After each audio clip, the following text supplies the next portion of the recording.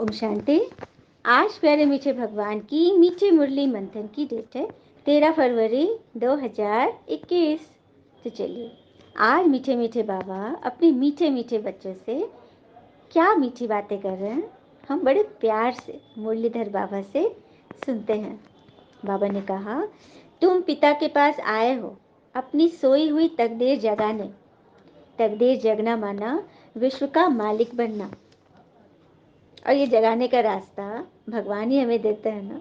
तो हमें क्या करना है, इसके लिए अपनी बुद्धि को पूरी तरह से न्योछावर कर देना है, क्योंकि भगवान हमारी आत्मा की सोई हुई तकदीर जगा रहे हैं, जिससे ही हम विश्व के मालिक बन जाते हैं। प्रश्न, कौन सी खुराक तुम बच्चों को पिता समान बुद्धिवान बना देती है? उत्तर, यह पढ़ाई है तुम बच्चों के बुद्धि की खुराक। जो रोज पढ़ाई पढ़ते हैं अर्थात इस खुराक को लेते हैं, उनकी बुद्धि पारस बन जाती है। पारसनाथ बाबा जो बुद्धिवानों की बुद्धि है, वह हमें अपने जैसा पारसनाथ बना रहे हैं। हाँ, पारस बुद्धि भगवान बना रहे हैं हमें, क्योंकि भगवान स्वयं बुद्धिमानों की बुद्धि है ना। हाँ, और बुद्धि की खुराक पता, ये मुरली वो टॉनिक है जो हमारी बुद्धि को तेज करता है। और भगवान हमें इतना स्मार्ट बना देता है ना, जैसे कि आजकल मोबाइल फ़ोन सबके हाथ में स्मार्टफोन है, तो भगवान को भी तो स्मार्ट बच्चे चाहिए ना, जो पारस बुद्धि बनते हैं। और आज की मुरली का गीत है, कल भी यही गीत था और आज भी यही गीत है, क्योंकि आत्मा को बाबा एकदम तैयार कर रहे हैं ना।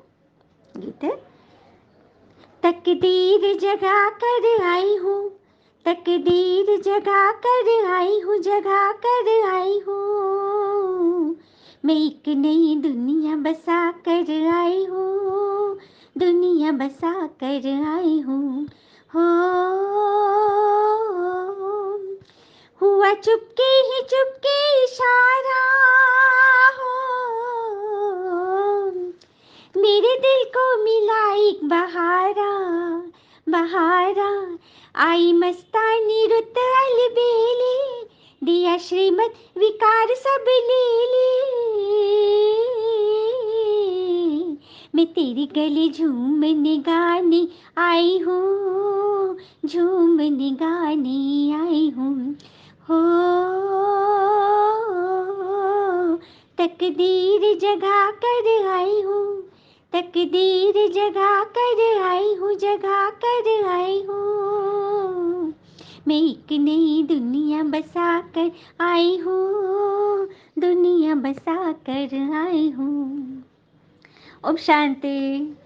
बाबा पूछ रहे हैं कि गीत की लाइन सुन करके मीठे मीठे बच्चों के तो रोमांच खड़े हो जाने चाहिए। है तो कॉमन गीत, परंतु इनका सार और कोई नहीं जानते। सच बात है, ये तो पुरानी नगमे हैं पुरानी फिल्मों के, तो मनुष्य बस गा लिए, इसका अर्थ नहीं समझे कि इसका सार क्या है। तो बाबा हमें सार बता रहे हैं कि आत्मा गा रही है, भगवान से मिलकर उसकी तकदीर जग गई, और कोई एक जगेगा तो क्या वे अपने हमजिन्स को नहीं जगाएगा? तो यही बात है, पिता ही आकर गीत साज आदि का सब अर्थ समझाते हैं। मीठे मीठे बच्चे यह भी जानते हैं कि कलयुग में सबकी तकदीर सोई हुई है, सतयुग में सबकी तकदीर जगी हुई रहती है। सोई हुई तकदीर को जगाने वाला और श्रीमत देने वाला अथवा तदबीर बनाने वाला तो एक भगवान है। वही बैठ बच्चों की तकदीर जगाते हैं। जैसे बच्चे पैदा होते हैं ना, और तकदीर जग जाती है। बच्चा जन्मा और उनको यह पता पड़ जाता है कि हम तो वारिश हैं। हूँ बहू यह फिर बेहद की बात है। बच्चे जानते हैं कल्प कल्प हमारी तकदीर जगती है, फिर सो जाती है 2.5 वर्ष के बाद, है ना। पावन बनते हैं तो तकदीर जगती है। पावन गृहस्थ आश्रम कहा जाता है। आश्रम अक्षर पवित्र होता है। पवित्र गृहस्थ आश्रम, उनके अगेंस्ट फिर है अपवित्र पतित गृहस्थ धर्म। इसको समझना चाहूंगी कि पावन गृहस्थ आश्रम सतयुग में था, क्योंकि वहाँ देवी देवता युगल थे। हाँ, विवाह हो गया था लेकिन पवित्र थे, क्योंकि वहाँ विकार से बच्चे नहीं होते थे, योग बल से। तो बिल्कुल 100% पवित्र गृहस्थ आश्रम। और यहाँ उसके अगेंस्ट अपवित्र पतित गृहस्थ धर्म। आश्रम नहीं कहेंगे यहाँ, ये भी बहुत, आश्रम बहुत पवित्र चीज़ है। आश्रम माना जहाँ आत्मा को आश्रय मिलता है ना, और पवित्रता से। तो पवित्र गृहस्थ आश्रम उसके अगेंस्ट फिर ये हो गया। तो गृहस्थ धर्म तो सबका है, मतलब गृहस्थ धर्म मतलब गृहस्थी, अपने घर परिवार को देखना, ये तो सभी कर रहे हैं। जानवर भी करते हैं, जानवर भी बच्चे पैदा करते हैं। जानवर को भी कहेंगे ना गृहस्थ धर्म में है। बाबा ने आज बहुत बड़ी पॉइंट बताई कि जानवर भी गृहस्थ धर्म में और इंसान भी गृहस्थ धर्म में। तो फिर दोनों में फर्क। अब बच्चे जानते हैं हम स्वर्ग में पवित्र गृहस्थ आश्रम में थे, देवी देवता थे, उन्हों की महिमा भी गाते हैं, सर्वगुण संपन्न, 16 कला संपूर्ण। तुम खुद भी गाते थे। अब समझते हो हम मनुष्य देवता फिर से बन रहे हैं। गायन भी है ना, मनुष्य देवता किए करत न लागी वार। ब्रह्मा विष्णु शंकर को भी देवता कहते हैं। ब्रह्मा देवताय नमः, फिर कहते हैं शिव परमात्माय नमः। इसको भी क्लियर करना है कि ब्रह्मा विष्णु शंकर जी के लिए देवताएं नमः करते हैं और शिव के लिए परमात्माएं नमः।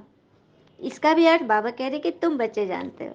सच बात है, क्योंकि परमात्मा शिव परम आत्मा है और ब्रह्मा विष्णु शंकर जी देवता हैं, मतलब शिव है पिता और ये है उनकी रचना, उनके बच्चे। तो कितनी अंधश्रद्धा है ना, सब एक कर देते हैं। शिव के लिए भी कहेंगे शिव परमात्मा नंबर, तो फर्क हुआ ना। तो वही बाबा क्लियर कर रहे हैं। तुम बच्चे जानते हो कि तुम भी पहले बरोबर पत्थर बुद्धि थे, अब पारस बुद्धि बन रहे हो। देवताओं को तो पत्थर बुद्धि नहीं कहेंगे ना। फिर ड्रामा अनुसार रावण राज में सीढ़ी उतरनी है। पारस बुद्धि से सबको पत्थर बुद्धि बनना है।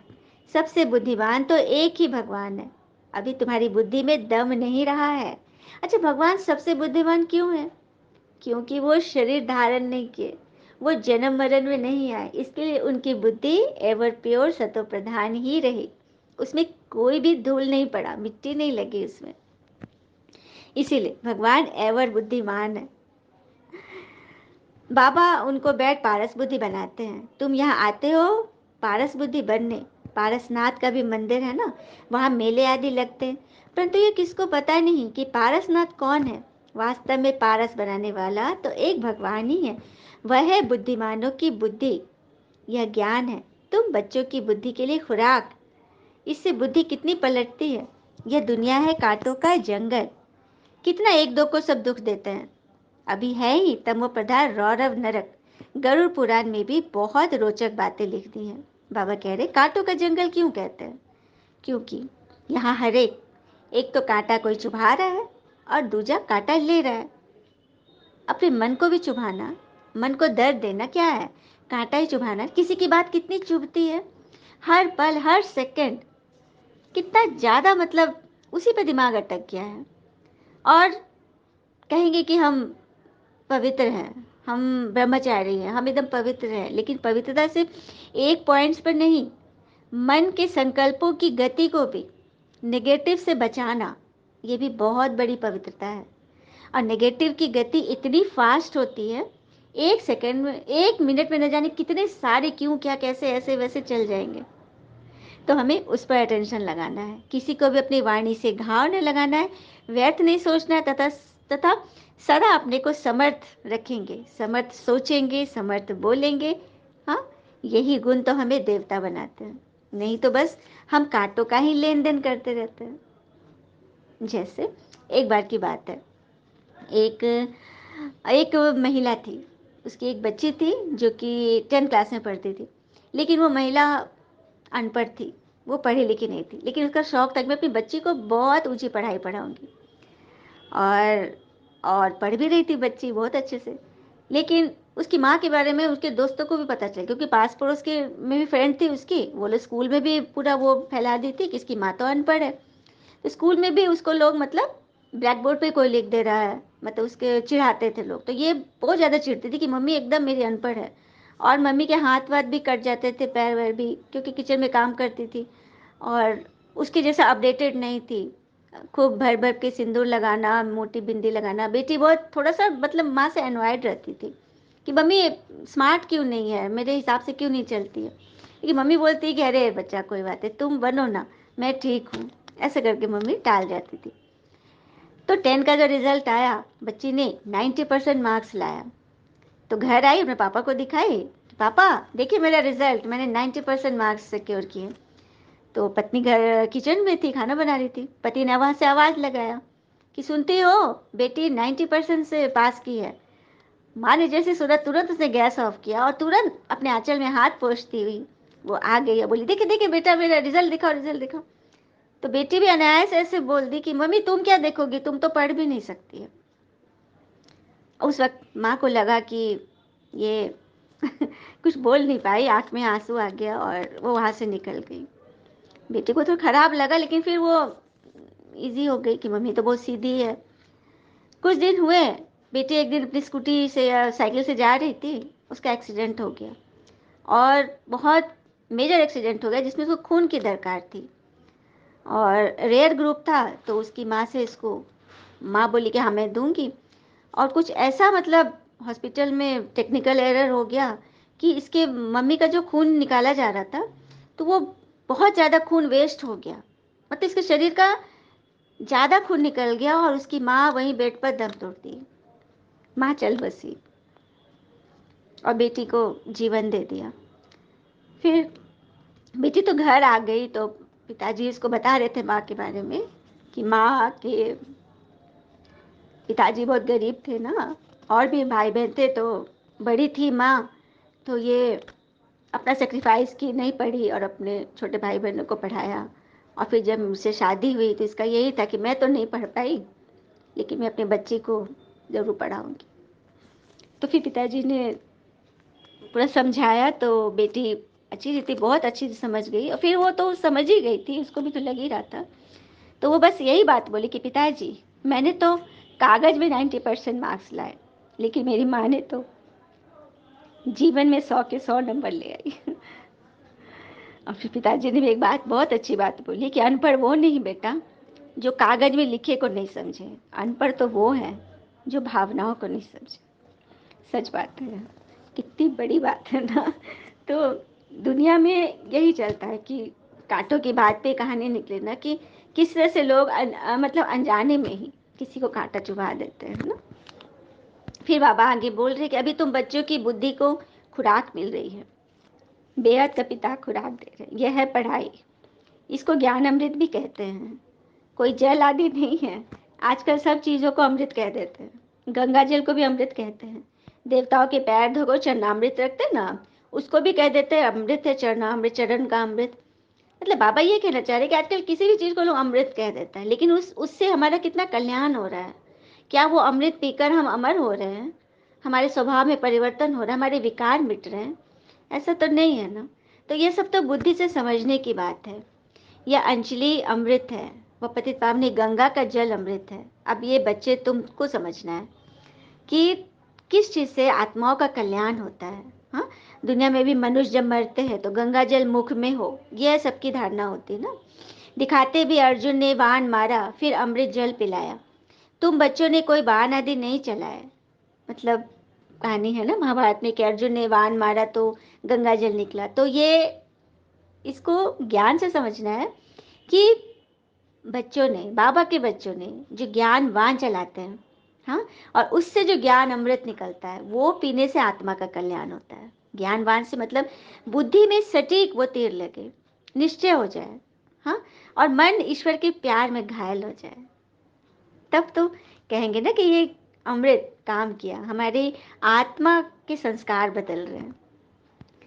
फिर बाबा आगे बता रहे हैं कि वहाँ के कोई राजा थे जो ईश्वर का अवतार कहते थे। अब ईश्वर का अवतार तो कोई हो नहीं सकता, मतलब किसी राजा को भी कोई ईश्वर का अवतार कर देता, क्योंकि बस अच्छे कर्म होंगे इसीलिए। वास्तव में सच्चा सच्चा सद्गुरु तो एक ही है जो सर्व का सद्गति दाता है, जो अभी आत्माओं को साथ ले जाते हैं। बाबा के सिवाय वापस कोई भी नहीं ले जा सकता ना। ब्रह्म में लीन हो जाने की भी बात नहीं है, यह नाटक बना हुआ है, क्योंकि लीन हो जाएंगे तो आत्मा का अस्तित्व खत्म हो जाएगा। तो फिर बाबा वो बीज लाएंगे कहाँ से जिससे मनुष्य सृष्टि को आगे बढ़ाया जाए, झाड़ की वृद्धि हो। सृष्टि का चक्र अनादि फिरता ही रहता है। वर्ल्ड की हिस्ट्री ज्योग्राफी कैसे रिपीट होती है यह अभी तुम जानते हो और कोई नहीं जानता। मनुष्य अर्थात आत्माएं अपने पिता रचयिता को भी नहीं जानते। सही बात है, अपने भगवान को ही, मैंने अपने माता पिता को ही लोग नहीं जानते। जिसको याद भी करते हैं तो कहते तो हैं ओ गॉड फादर, हद के पिता को कभी गॉड फादर नहीं कहेंगे। गॉड फादर अक्षर बहुत रिस्पेक्ट से कहते हैं, मतलब बहुत आदर भरा है ना। उनके लिए गाते हैं पतित पावन दुख हरता सुख करता। एक तरफ कहते हैं वह दुख हरता सुख करता है, और जब कोई दुख होता है, वह बच्चा आदि मर जाता है, तो कह देते हैं ईश्वर ही सुख दुख देते हैं। सच बात है ना, ईश्वर के नाम पे ही सारा कुछ, सारा ठिकरा उनको सौंप देना है। ईश्वर ने हमारा बच्चा ले लिया, यह क्या किया, अब महिमा एक गाते हैं, फिर कुछ होता है तो ईश्वर को गालियां भी देते हैं। देखा, एक तरफ तो बच्चा दिया, अरे वाह ईश्वर ने दिया ईश्वर ने दिया, दूसरी तरफ कुछ हो गया तो ईश्वर ने ले लिया, अरे ईश्वर बच्चा का क्या करेंगे, क्यों ऐसा करेंगे। हाँ, वापस ले लिया तो फिर रोते क्यों हो, ईश्वर के पास गया ना, फिर क्यों रो रहे हो। सत्युग में कभी कोई रोते नहीं है। बाबा समझाते हैं रोने की तो कोई दरकार ही नहीं है। आत्मा को अपने हिसाब किताब अनुसार दूसरा पार्ट बजाना होता है। ज्ञान न होने के कारण मनुष्य कितना रोते हैं, जैसे पागल हो जाते हैं। यहाँ तो बाबा समझाते हैं अम्मा मरे भी तो हलवा खाना, नष्टो मोहा होना है। भगवान समझा रहे हैं हमें कि रोना नहीं है, रोने से उस आत्मा को बहुत कष्ट होगा। और लेकिन दुनिया में लोग समझते नहीं है ना, यदि कोई अंदर ही अंदर उनके लिए दुआ कर रहा है, मौन से प्रार्थना कर रहा है, तो लोग समझेंगे कि इसको तो दुखी नहीं है। रोने को समझते हैं ना कि बहुत बड़ा, मतलब हितैषी है, उसका शुभ चिंतक है। जबकि भगवान तो कहते हैं कि रोने से आत्मा को कष्ट होता है। वो जो जन्म ले रही है नई आत्मा, उसको बहुत तड़प होगी, वो वहाँ जी नहीं सकेगा। जितना जितना इधर से टीस बहेगी ना उसके दुख के लिए, उसको याद करेंगे, उतना उतना वो वहाँ कष्ट पाएगा। तो ये बहुत ऊंचे ज्ञान की बात है ना। फिर बाबा कह रहे हैं कि हमारा तो एक ही बेहद का पिता है, दूसरा न कोई। ऐसी अवस्था बच्चों की होनी चाहिए। मोहजित राजा की कथा सुनी है ना, मोहजित की कहानी भी कई बार मंथन में आया है कि वही बात है फिर कभी। हाँ, तो यह सब तो है दंत कथा है। सत्युग में कभी दुख की बात नहीं होती, न कभी अकाले मृत्यु होती है। बच्चे जानते हैं हम काल पर जीत पा रहे हैं। बाबा को महाकाल भी कहते हैं ना, कालों का काल तुमको काल पर जीत पहनाते हैं, अर्थात काल कभी खाता नहीं। कितनी सुंदर, मैंने अकाले मृत्यु नहीं होगी बाबा के बच्चों की, ये तो बाबा ने कह दिया है। आत्मा एक शरीर छोड़ दूसरा लेती है। हाँ, जब समय आएगा, आयु पूरी होगी तो अपने आप शरीर छूटेगा। बाकी काल कोई चीज नहीं है। मनुष्य महिमा गाते रहते हैं, समझते कुछ भी नहीं है। गाते तो अच्युतम केशवम, अर्थ कुछ भी नहीं समझते, बिल्कुल ही मनुष्य समझ के बाहर हो गए हैं। बाबा समझाते हैं ये 5 विकार तुम्हारी बुद्धि को कितना खराब कर देते हैं। कितने मनुष्य बद्रीनाथ आदि पर जाते हैं, आज 2 लाख गए, 4 लाख गए, बड़े बड़े ऑफिसर्स भी जाते हैं तीर्थ करने। तुम तो जाते नहीं, तो वह कहेंगे यह बीके तो नास्तिक है, क्योंकि भक्ति नहीं करते। तुम फिर कहते हो जो भगवान को नहीं जानते वो नास्तिक है। ये जवाब है हमारा। वो लोग कह देंगे लेकिन ऐसी बात नहीं है, भक्ति बहुत अच्छी चीज है, भक्ति करके तो हम भगवान को पाते हैं। हाँ, ये देवी देवता कौन है, हाँ बाबा के बच्चे जो 16 कला संपूर्ण बनते, तो हमारा ये लक्ष्य है, तो उनको तो याद करना ही है। हाँ, लेकिन भाव बदल गया, वह अंधश्रद्धा अंध भक्ति हम नहीं करते। हाँ, हम ज्ञान से समझ से उनको मानते हैं, आदर करते हैं, उनकी महिमा भी करते हैं, तो महिमा लायक भी बनते हैं। यह है दुनिया में और हम बच्चों में फर्क। फिर बाबा कह रहे कि तुम कहते हो कि बाबा को तो कोई नहीं जानते, इसलिए इनको ऑर्फन की दुनिया कहा जाता है। कितना आपस में लड़ते झगड़ते रहते हैं। सच बात है ना, जिस जिस घर में कोई माता पिता नहीं हो, उस घर में बच्चे का कोई गार्जियन ना हो, तो वो किस तरह से लड़ेंगे आपस में। तो आज दुनिया में हर एक आत्माओं की, मनुष्य आत्माओं की यही दशा हो गई है। पता ही नहीं, माता पिता कोई है ही नहीं, अनाथ जैसा आत्मा घूम रही, तभी तो लड़ते झगड़ते रहते ना। जबकि यह सारी दुनिया बाबा का घर है ना। बाबा सारी दुनिया के बच्चों को पतित से पावन बनाने आते हैं। आधा कल बरोबर पावन दुनिया थी ना। गाते भी है ना, राम राजा राम प्रजा राम साहूकार, मतलब जैसा राजा वैसी प्रजा, वैसे और उसके जो भी पेशे वाले सभी। वहां फिर अधर्म की बात कैसे हो सकती है। कहते भी है ना, बाबा तो बताते कि शेर बकरी इकट्ठे जल पीते हैं। फिर वहां रावण आदि कहाँ से आए, समझते नहीं। बाहर वाले तो ऐसी बातें सुनकर हंसते हैं, सच बात है, मानते नहीं ना, क्योंकि ये अनसुना ज्ञान है। ये कहीं कहीं वर्णित नहीं है, किसी शास्त्रों में नहीं है, इसलिए लोग इसे मानने से इनकार कर देते हैं। लेकिन करेंगे इनकार वही जो स्कूल के नहीं हैं। जो भी स्कूल के होंगे उनको तो 1 सेकंड में टचिंग होगी, निश्चय हो जाएगा भगवान पर। फिर आगे बोल रहे बाबा, तुम बच्चे जानते हो अभी ज्ञान का सागर बाबा आकर हमें ज्ञान देते हैं। यह पतित दुनिया है ना, अब प्रेरणा से पतितों को पावन बनाएंगे क्या? बुलाते हैं, हे पतित पावन आओ, आकर हमको पावन बनाओ। तो जरूर भारत में ही आएंगे ना। बाबा कह रहे कि मैं प्रेरणा से कैसे पतित को पावन बनाऊंगा? आकाशवाणी से क्या कोई कल्याण होगा किसी का? जब इतने दिन से 84-85 वर्ष से बाबा एक ही बात इस मुख से रोज रोज हमें समझा रहे हैं, तब तो आत्मा में टिकना इतना मुश्किल है। यदि आकाशवाणी से प्रेरणा से सुना दे, खाली सोच में बाबा ले आए, तो उससे बच्चे कितना बदलेंगे ये तो हम बच्चों को अच्छी रीति पता है। क्या होना है। इसीलिए बाबा को इस पतित दुनिया में, इस पतित शरीर में आना पड़ा है हम बच्चों के लिए। बाबा कहते मैं ज्ञान का सागर आया हूँ। तुम बच्चे जानते हो शिव बाबा में ही सारा ज्ञान है। वही बाप बैठ बच्चों को यह सब बातें समझाते हैं। शास्त्रों में सब दंत कथाएं नाम रख दिया है। हाँ, अब वह आगे बोल रहे बाबा कि और तुम ही तो हो वो व्यास के बच्चे, तुम हो। बाबा देखो हम सबको उस व्यास पीठ पे बिठा रहे हैं जिस पर व्यास मुनि ने बैठकर वो महाभारत काव्य लिखा। तो हम बच्चे भी भगवान के इस दिव्य ज्ञान को सुनाने वाले महर्षि है ना। परंतु मनुष्य मूझ न जाए इसलिए कहा जाता है शिव के बच्चे हैं हम।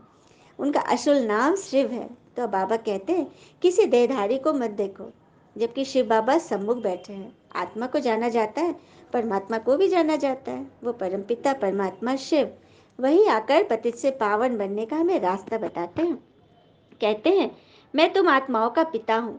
आत्मा को रियलाइज कराया जाता है, देखा नहीं जाता। मतलब आत्मा को हम मन की आंखों से देख सकते हैं, इन चमड़े की आंखों से नहीं। बाबा पूछते हैं अब तुमने अपनी आत्मा को रियलाइज किया है? इतनी छोटी सी आत्मा में अविनाशी पाठ नूंधा हुआ है, जैसे एक रिकॉर्ड है।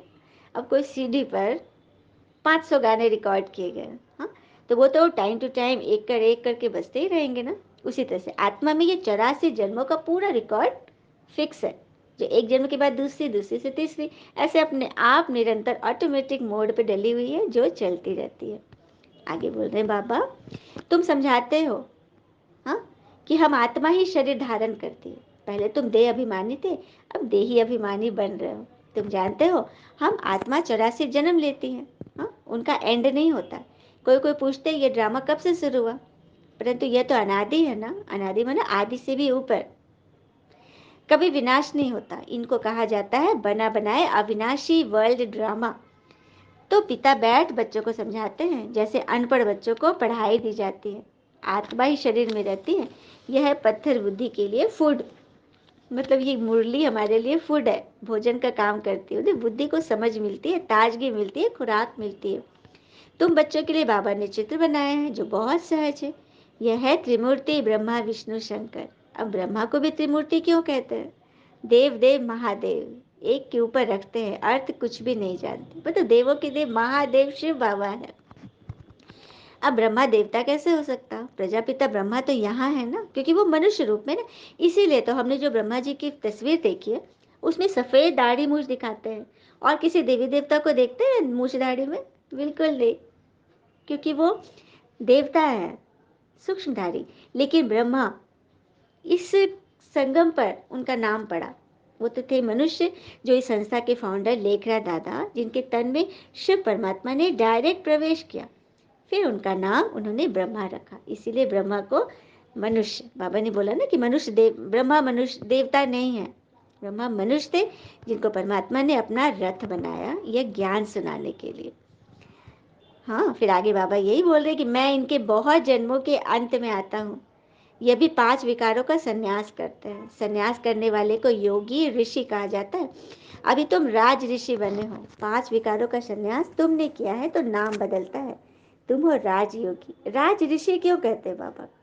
एक तरफ राज, राज बना राजा, तो किस चीज के राजा? संगम पे हम किस चीज के राजा बनेंगे? कोई हमें डिनेस्टी यहाँ नहीं मिली, यहाँ कोई राजा है ही नहीं। तो राजा बनेंगे अपने मन के। आत्मा राजा की सीट पर बैठेगी।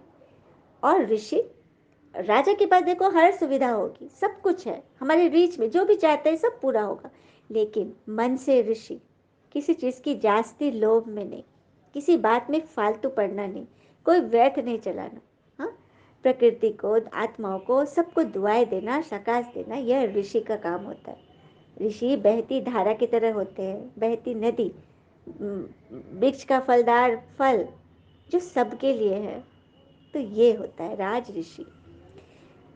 तो तुम प्रतिज्ञा करते हो कि ये सन्यासी लोग तो घर बार छोड़ चले जाते हैं। हाँ, देखो वो ऋषि तो घर बार छोड़, लेकिन हम ऋषि घर में रहते ऋषि। तो मेहनत यहाँ है ना, तो मार्क्स भी यही मिलेगी। भगवान को अपने मतलब प्रवृत्ति मार्ग वाले बच्चों से बहुत प्यार है, क्योंकि यही लोग ज़्यादा मेहनत कर रहे हैं, है ना। और बाबा उनकी मदद भी करते हैं। हम बच्चे प्रतिज्ञा करते कि विकार में कभी नहीं जाएंगे। तुम बच्चे जानते हो शिव बाबा रचयिता है, वह नई रचना रचते हैं। वह बीज रूप सत्यचित आनंद का सागर, ज्ञान का सागर है भगवान, जो स्थापना पालना विनाश कराते हैं। तो ये बाबा ही बताते हैं ना, और मनुष्य नहीं जानते, फट से कह देते तुम बीके तो दुनिया का विनाश करेगी। मतलब हम बच्चे जब कहते हैं कि विनाश होने वाला है, तो वो लोग डर जाते हैं कि तुम लोग, अरे अभी लाखों वर्ष पढ़े, कैसे तुम लोग कहते हो। तो तुम लोग तो एकदम एकदम मतलब गड़बड़ बोलते हो, जो तुम चाहते हो कि अभी विनाश हो जाए, मतलब हम लोग सब मर जाए, मतलब ऐसे ऐसे उनके मुख से निकलता है। तो क्या बोले, सच तो बिठो नच, जहाँ सच है वो तो होना ही है, सच को कोई काट नहीं सकता, वो तो स्वतः प्रमाणित है ना। तो बाबा कह रहे कि तुम बच्चे मेरे लिए सेवा करते हो, तो तुम्हारे मुख में गुलाब जामुन, सभी बच्चों के मुख में आ गया ना, भगवान सबको खिला रहे हैं। कहते हैं ये तो विनाश के निमित्त बनी है ना, शास्त्रों को, न भक्ति को, न गुरुओं को मानती है, सिर्फ अपने दादा को मानती। मतलब बाबा इसको क्लियर रीति बता रहे हैं कि ब्रह्मा कुमारी के बारे में जो लोगों की जो धारणा है कि ये लोग तो बस अपने दादा की मानती है, और दादा कोई ब्रह्मा बाबा तो वह है ही नहीं। तो उनके तन में जो भगवान आए हैं हम उनकी मानते हैं, लेकिन वो दिखाई नहीं दे रहे ना, तो लोगों के मन में तो शंका रहेगी। और जो इस धर्म के नहीं है, देवी कुल की आत्माएं नहीं है, तो उनको तो समझाना टेढ़ी खीर है, वो तो समझेंगे ही नहीं, चाहे तुम लाख सर पटक के रह जाओ, वो नहीं मानेंगे। तो कोई कुछ भी बोले, यहाँ पे ये कहना चाह रही हूँ कि कोई कुछ भी बोले, लेकिन तुम अपने सत्य धर्म पर अडिग रहो, चलते रहो। बाबा ने एक बार ने बोला था ना कि आज वो नहीं सुन रहे हैं, लेकिन कल सभी आएंगे, क्योंकि लास्ट में सन्यासी लोग भी आएंगे, बड़े बड़े धर्म पिताएं लोग भी आएंगे, राजनेता भी आएंगे, सारे आएंगे, लेकिन लास्ट में टू लेट जब लग जाएगा तो फिर हाथ क्या लगेगा। तो तुम बच्चे बहुत भाग्यशाली हो जो अभी एकदम पहले पहुंच चुके हो। तो खजाना खुला है, भर लो झोली, भोले भंडारी तो आ चुके हैं। पिता ही आकर सच सुनाए, सबकी सदगति करते हैं। अच्छा, मीठे मीठे बच्चों प्रति भगवान की नमस्ते। हम बच्चों की भी प्यारे शिव पिता को नमस्ते। और बाबा दिल से सभी आत्माओं की तरफ से आपको वेरी वेरी गुड मॉर्निंग। नाना के लिए मुख्य सार है, पहली पॉइंट, पिता से सुख का वर्षा लेकर सुख का देवता बनना है, सबको सुख देना है। राज ऋषि बनने के लिए सर्व विकारों का संन्यास करना है, अपनी कमी कमजोरियों को स्वाहा। दूसरी पर, पढ़ाई ही सच्ची खुराक है, सदगति के लिए सुनी सुनाई बातों को छोड़ श्रीमत पर चलना है, एक पिता से ही सुनना है, मोहजीत बनना है। वरदान, मुरलीधर बाबा हम सभी बच्चों के सर पे अपना हाथ फेर रहे हैं और हमें वरदानों से माला माल कर रहे हैं। बाबा ने कहा, सदा स्वमान में स्थित रह, निर्माण स्थिति द्वारा सर्व को सम्मान देने वाले माननीय पूजनीय भव। सदा स्वमान में स्थित रह, निर्माण स्थिति द्वारा सर्व को सम्मान देने वाले माननीय पूजनीय भव। जो पिता की महिमा है वही आपका स्वमान है। स्वमान में स्थित रहो तो निर्माण स्वतः बन जाएंगे, एक तो विनम्र हो जाएंगे, और दूसरी हमारे अंदर स्थापना के मतलब पॉइंट्स घूमते रहेंगे, किस तरह से किसी के मन की स्थापना करें, कैसे किसी के मन से विकार को हटा दें, हमेशा कंस्ट्रक्टिव, कैसे किसी का बिगड़ा हुआ घर सुधर जाए, कैसे किसी के रोग दूर हो जाए, हाँ, कैसे पूरे जगत में भगवान की प्रत्यक्षता हो जाए। तो सिर्फ सर द्वारा स्वतः ही मान मिलता रहेगा। हाँ, जब हम ऐसे बनेंगे ना तो सबका मान हमें स्वयं मिलेगा। स्वमान में स्थित होने से, मान का त्याग करने से सर्व के माननीय व पूजनीय बनने का भाग्य प्राप्त हो जाता है। क्योंकि सम्मान देना है, लेना नहीं है ना स्लोगन। जानन हार के साथ करन हार बन, असमर्थ आत्माओं को अनुभूति का प्रसाद बांटते चलो। जाननहार के साथ करनहार बनो, मतलब हम जानते तो सब कुछ है, कई आत्माओं को पता सब कुछ, लेकिन करते कुछ नहीं, बताते कुछ नहीं। तो जाने हुए हो, सब कुछ पता है तो उसे बताओ, करो, कर्म करो, कर्म योगी बनो।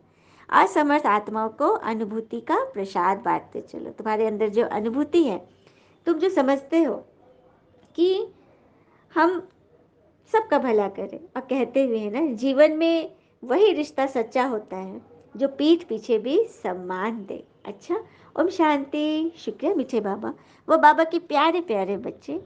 Thank you Baba. All is well always. Om Shanti.